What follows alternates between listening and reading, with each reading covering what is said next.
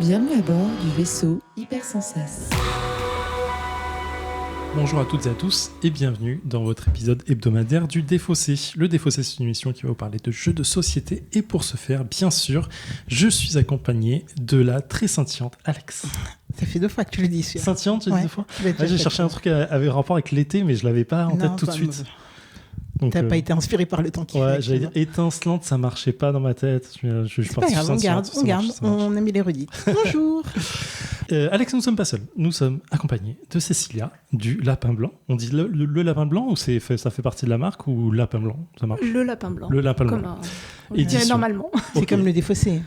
Oui. Tu dis du défaussé, le défaussé, ça se dit pas. Ouais, en fait, je sais, mais parfois le fait partie de la marque, tu vois. T'es obligé de changer. T'es obligé. Bonjour à toi. Bonjour à vous deux et je suis très contente d'être là. On est très content de te recevoir. Ça a été difficile à caler, mais on est content de t'avoir dans l'émission enfin. De quoi tu viens nous parler aujourd'hui ? Aujourd'hui, je viens vous parler de songes.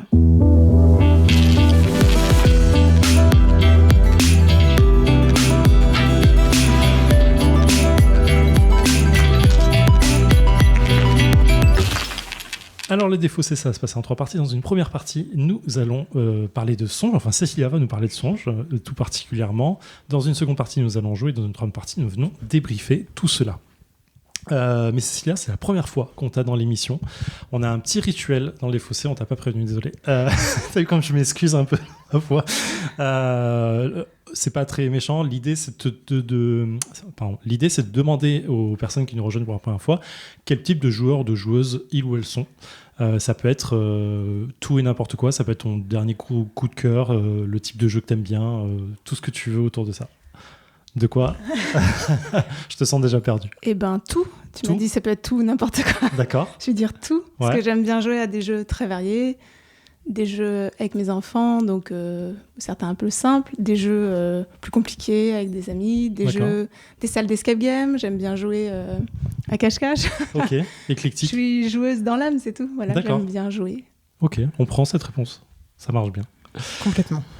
Donc aujourd'hui, tu vas nous parler de songes. Qu'est-ce que songes? Et dans un premier temps, est-ce que tu peux nous dire qui est la personne derrière le jeu et combien de joueurs et joueuses et ainsi de suite? Enfin, la fiche qu'on appelle vulgairement un peu ici la fiche Wikipédia du jeu. Et puis après, Songe, du coup, ça a été créé par moi, donc Cécilia, mais donc plutôt le Lapin Blanc. D'accord. Donc moi, je crée des jeux de type jeu d'énigmes pour jouer à la maison. Ouais. Ce jeu-là, Songe, il est fait pour être joué plutôt de 1 à 4 personnes, mais je trouve que ça marche bien à 2. Ok. Et il est plutôt pour les adultes, donc pour moi, ça veut dire à partir de 12 ans. Mm-hmm. La partie, ça dure à peu près 1h30. D'accord. Il existe en 2 versions. Je sais pas si on en vas-y. Tu t'es lancé, tu peux y aller, aucun problème. Parce que c'est un jeu qui se joue en ligne, en fait, via des pages web sur Internet.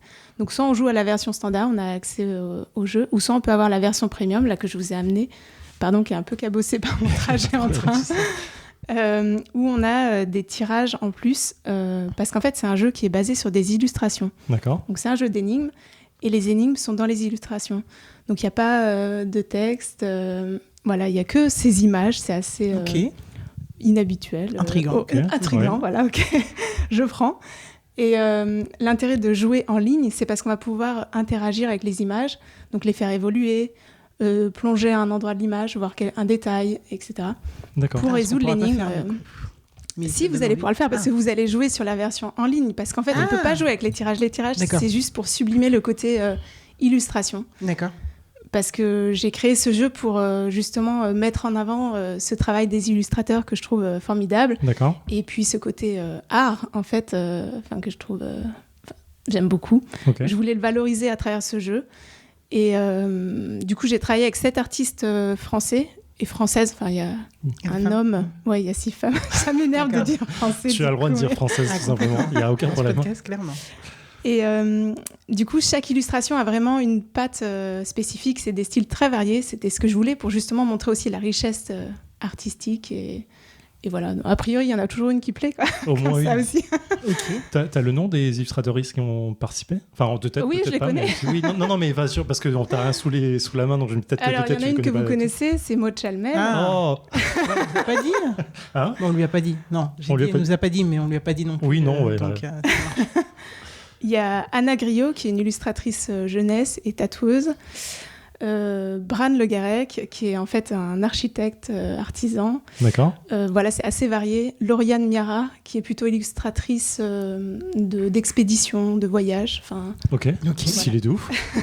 Trop bien. Lisa Guisquier. Il y en a toujours une qu'on oublie. Oui, c'est pour ça que je te posais la question. Je les connais les 7, mais... On lui rendra honneur dans la troisième partie. Il n'y a pas de problème. Ok, et du coup, le jeu, on va regarder des images, on les aura sous les yeux, on n'aura pas forcément de pitch. Le pitch, si, j'allais dire, là, je vous ai donné tout le descriptif technique, mais vous savez même pas quelle est l'histoire. Ok, d'accord. Donc il y a des histoires. Je peux vous raconter, du coup, quand même, quelle est l'histoire, qu'est-ce que vous allez faire. Parce qu'en fait, c'est l'histoire d'Emma, qui fait une série de 7 rêves qui reviennent tout le temps. D'accord. Du coup, elle se dit que son subconscient essaie de lui faire passer un message, mais elle comprend pas. Donc, comme vous êtes habitué à décrypter les rêves, forcément, elle vous contacte. D'accord. Et elle vous envoie des images de ses rêves, donc de ces 7 rêves. Et donc, vous allez devoir résoudre les énigmes qui sont cachées dedans, mais donc décrypter ces rêves pour comprendre quel est le message de chacun de ces rêves et quel est, du coup, le message in fine que le subconscient d'Emma essaie de lui faire passer. Ok, d'accord. Donc, c'est un rêve... pas un rêve, non, je vais trop vite, c'est un jeu sur les rêves, c'est un jeu très doux. Onirique. Ouais, okay. Onirique, parce qu'on se plonge dans ces images, on est dans cette histoire de rêve. Il y a une playlist qui accompagne aussi le jeu pour avoir encore un environnement doux pendant la partie, etc. Trop bien. Donc, voilà, c'est ça l'histoire. Ok, ça va très intéressant. Sans vouloir faire le jeu de mots, je l'ai fait, c'était pas voulu. Ok, est-ce qu'on a d'autres questions? Non, je suis très chaude pour y jouer. Donc, ok, let's go. Je suis intriguée en fait. C'est surtout je vais aller chercher mon PC, on y va alors. Vas-y. Ah oui, bah oui. Moi j'ai une tablette, donc on doit jouer ensemble ou... Ah oui, je veux dire sur le même c'est comme vous voulez. Après, je pense que c'est mieux, mais vous avez aussi les tirages papier pour regarder les images, mais qui ne permettront pas toujours de résoudre l'énigme. Et par contre, il ne faut pas jouer sur un téléphone parce que forcément, du coup, ça va être tout petit c'est un peu moins agréable. C'est pas très pratique. Ok, d'accord.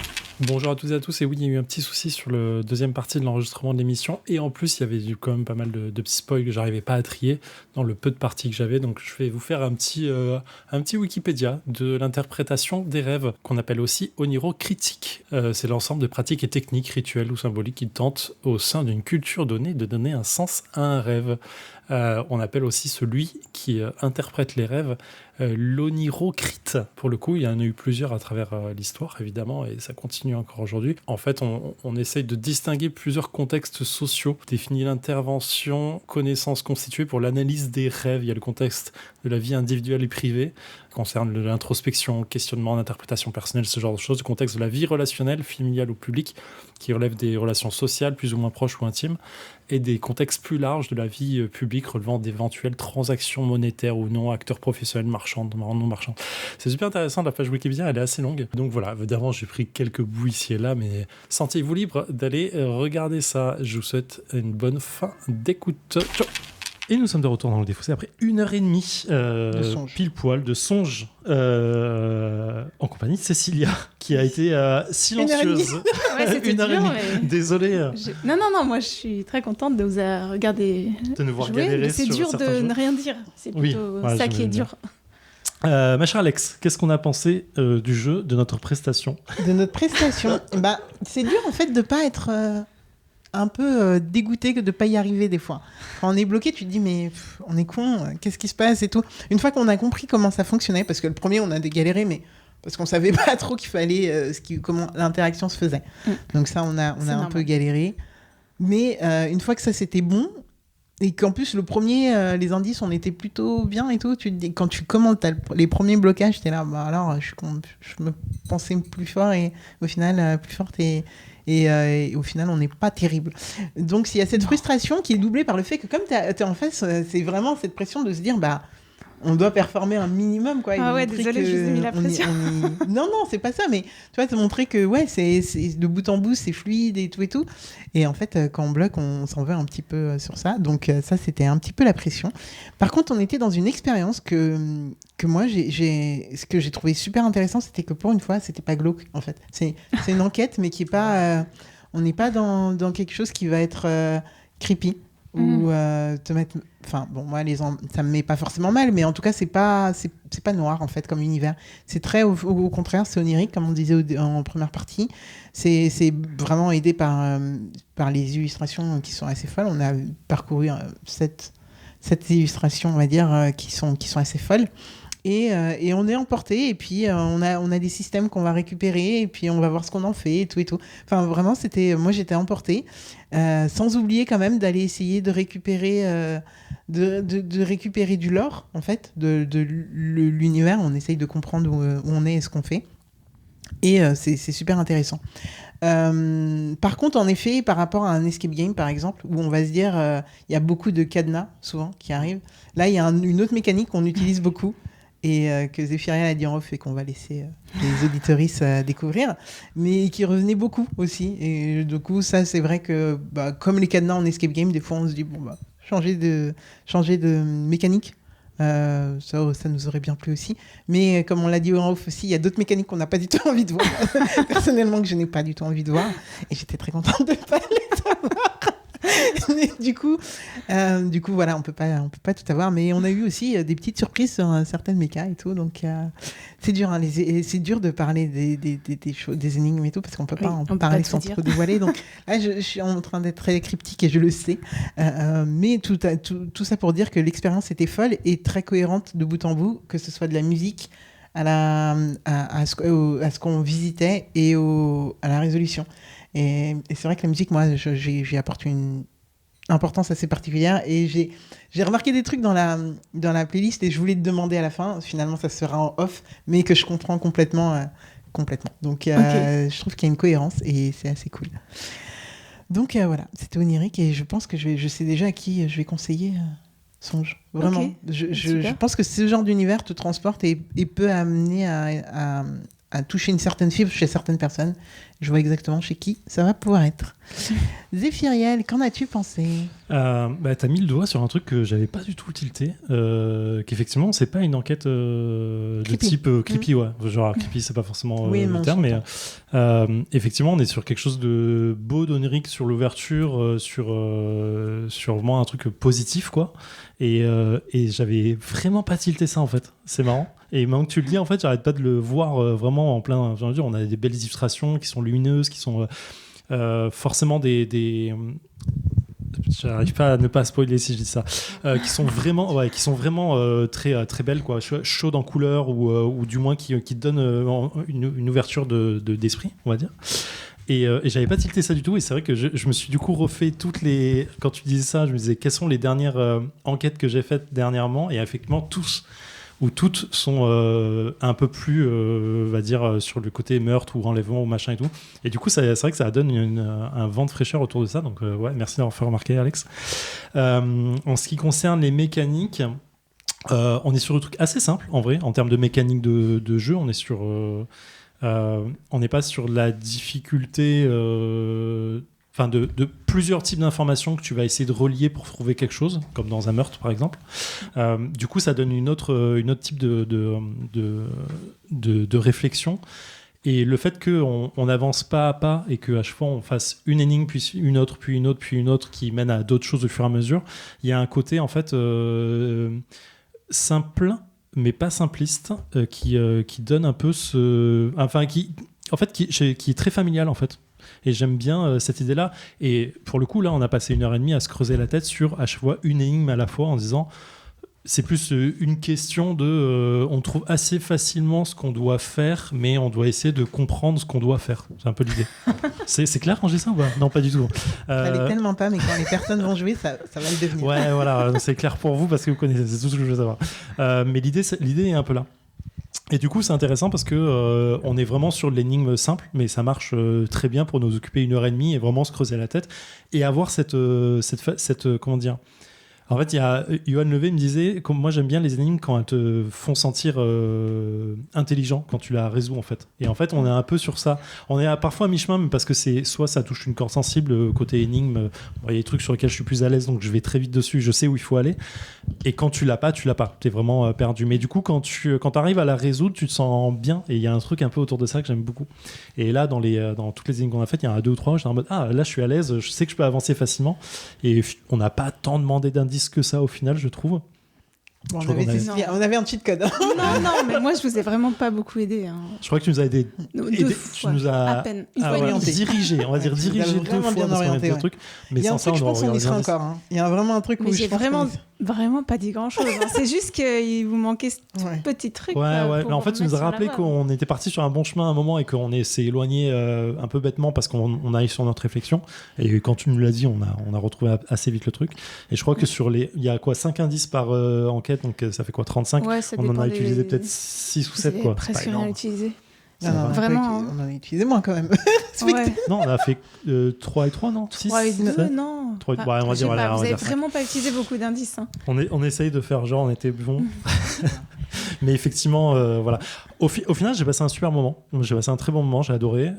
Visuellement, c'est incroyable et vraiment, les artistes là-dessus font vraiment tout le taf. C'est vraiment cool. Il y a des petits moments de shiny, de tiens, on n'avait pas vu ça, ou tiens, ça pop différemment que ce qu'on aurait pensé, et je trouve ça super agréable. Il y a une diversité d'œuvres qui fonctionnent super bien, et du coup, ça, c'est toujours agréable à voir. Je suis moins sensible à la musique, mais elle était là. Voilà, je le dis. Bizarrement, tu vois, je pensais à Daydream dès le début. Qui est un jeu tu vois. J'ai pas joué mais du coup qui pour moi j'ai besoin de la musique pour le jouer parce que je trouve que ça fait complètement partie de l'ambiance du jeu et là pour le coup ça m'a pas mais c'est complètement perso je pense. Mais on en reparlera en off, voilà. je pense il y a un truc d'accord. Ça sera confirmé ou infirmé. D'accord. Mais ouais, et puis de toute façon, la musique, on a fait assez de colloques ensemble pour que tu saches. La musique, ça fait partie de ma vie un peu. Donc. Ok, merci beaucoup, Cécilia. Est-ce que alors, j'allais dire, c'est toi qui as tout créé de A à Z dessus, à part ton ami qui a fait les vidéos. Est-ce que j'ai le droit de dire ça sans spoiler? C'est un spoil quand je dis ça? Non, c'est bon. C'est juste, elle fait partie du jeu, mais c'est moi qui lui ai dit quoi dire. Oui. Et du coup, qu'est-ce que tu as pensé de notre partie? Qu'est-ce que tu as pensé des retours? Enfin, quels sont les retours qu'on te fait sur le jeu, sans spoiler, tout ça? Ouais, bien sûr. Déjà, ça me fait plaisir que vous ayez passé un bon moment. C'est quand même l'objectif numéro 1 pour moi quand je crée un jeu. Et moi, je vous ai trouvé très complémentaires, parce qu'on voit bien que vous ne voyez pas les choses de la même manière. Et au final, quand ça se complète, c'est génial, je trouve. C'est pour ça que je trouve que ce jeu est sympa à jouer à 2 aussi. Parce qu'on ne peut pas non plus être à 10 autour de l'écran. Quoi. Et moi, j'ai trouvé que vous n'avez vraiment pas beaucoup pris d'indices. Enfin, le jeu, moi, je le classe en niveau de difficulté 4 sur 5. Donc, il fait partie de mes jeux quand même assez durs. Et l'aide, je la conçois avec des indices très progressifs. Il y en a plein. Parce que moi, je trouve ça hyper frustrant quand on joue et qu'on se dit, bon, allez, je vais prendre un indice. Le premier, ça sert à rien et le deuxième, c'est la solution. Et ça m'énerve. Ou quand il n'y a pas d'indice, ça m'énerve aussi. Parce que je vais souvent chercher, moi, quand je joue. Et du coup, j'aime bien qu'il soit vraiment très, très gradué pour que ça soit juste le petit coup de pouce. Et j'étais presque frustrée que vous n'alliez pas aller chercher plus. Mais ouais, parce que pour moi, ils font presque partie du jeu. D'accord. Ils sont comme si j'étais là derrière votre épaule pour vous souffler un petit coup de pouce. Bah là, j'ai fait exprès de rien dire, mais j'aurais pu. J'avais très envie. Et je trouve ça dommage quand on se bloque tout seul. Et je sais que c'est l'ego qui entre en jeu, c'est normal. Mais finalement, ça vous aurait peut-être plus aidé. Et vous auriez été peut-être plus fiers aussi de finir le raisonnement tout seul. Je suis pas sûre. Tu penses pas? Ouais. Il y a trop d'ego. Il y a beaucoup d'ego. Non, mais c'est marrant. Behind le fait bien, ça. Le fait de dire, dévoiler les indices, toi. T'es obligé de le faire dans le jeu, dans le Behind. Ils te disent qu'il faut le faire. Ouais. En fait, moi, j'ai jamais lu les règles de Behind, pour être honnête. Mais par contre, pour le coup, on a Kif, en fait, l'éditeur, qui nous dit, il n'y a pas d'ego dans le jeu. Prenez les indices. Ouais. Ce que tu as fait. Ne serait-ce que pour vérifier que tu avances correctement. J'ai joué bien. Je trouve ça super cool. Et effectivement, moi, le premier que j'ai fait, j'ai corrigé un truc. Oui. Bon. Mais c'est mais bizarre. Ça m'a pas trop gêné. Mais... Je sais pas s'il y a, il y a un truc d'ego de j'ai envie d'y arriver sans truc, mais en fait, je sais pas, c'est Mais bizarre. c'est parce qu'on a été, je pense, habitués à avoir des points en moins dans les jeux. Oui, c'est ce que j'allais dire. Là, on perd pas de points, c'est pareil, on peut tester les solutions. Vous osiez pas trop au début, et en fait, vous allez pas perdre de points à essayer des trucs, c'est pas grave. Bon, après, on testait tout.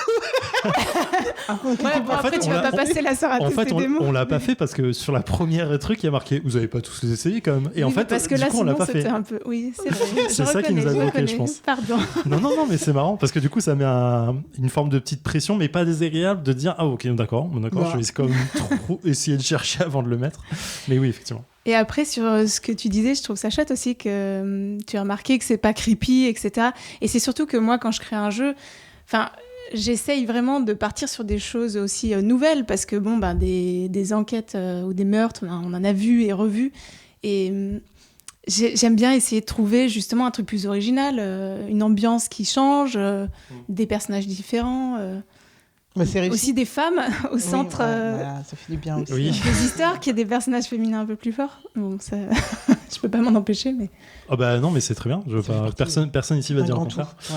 Donc clairement. Vraiment cool. Merci beaucoup d'être venu nous présenter Songe. Avec plaisir. Merci. Peut-être que tu veux nous refaire une petite fiche wiki complète. Avec, est-ce que tu les auras les autrices Ah bah là du coup je les ai sous les yeux, c'est plus facile. Oui, voilà pour ça. Ouais. Du coup les 7 illustratrices et illustrateurs, c'est Anna Griot, Bran Le Garec, Lauriane Mira, Lisa Guisquet, Miss is Mister, donc ça c'est Maëva Révéline, Petit Soleil Lumineux, c'est Sarah Perrou, et Maud Chalmel. Qu'on embrasse. On les Ok. embrasse tous, mais on les connaît pas. Oui, Mais... C'est plutôt ça. Je les embrasse tous. Ok, merci beaucoup d'être venu dans l'émission pour nous présenter ça. C'était vraiment une belle histoire, une belle aventure, je trouve. C'est clair. Ma chère Alex. Attends, juste comment on te trouve du coup si les auditeurs... Ah oui, on me trouve sur mon site lelapinblanc-énigme.com, mais je suis aussi sur le site de Philibert. Il n'y a pas tous mes jeux sur Philibert. Oui, ce que j'allais dire, tu es quand même en distribution aussi. Sur le site de Philibert, ouais. Mais alors, parce que là tu nous disais que c'est une version premium parce qu'il y a les tirages. Ouais. Sur le site de Philibert, ce sera la version premium parce qu'il y aura les tirages reçus. Sur le site de Philibert, il n'y a que la version premium, oui, effectivement. Voilà, d'accord. Et sur mon site, il y a les deux. Ok, très bien. On est sur juste pour finir, sur quel tarif ? La version standard, elle est à 28 € et la version premium à 38 €, avec les tirages donc sur papier recyclé. Vous avez vu, belle qualité. qualitatif. Oui, ça va. Voilà, pour mettre en valeur les illustrations. Ça s'encadre, ça s'offre. Voilà. Clairement. Ok. Ça se met en puzzle aussi. Ça quoi ? Ça se met en puzzle, je sais pas. Ça, c'est une de mes idées aussi. Ça se met en puzzle ? Oui. Comment ça en puzzle ? Les découper pour les trucs ? C'est ça que tu veux dire ? Alors toi-même, non. Alors toi-même, si tu as envie de t'amuser, oui. Mais tu sais que tu peux mettre des choses en puzzle, des illustrations.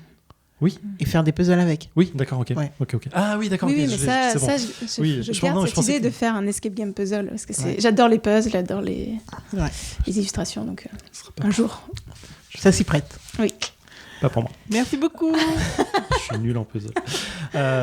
Merci beaucoup. Merci encore, du coup. Encore merci à vous. Plaisir.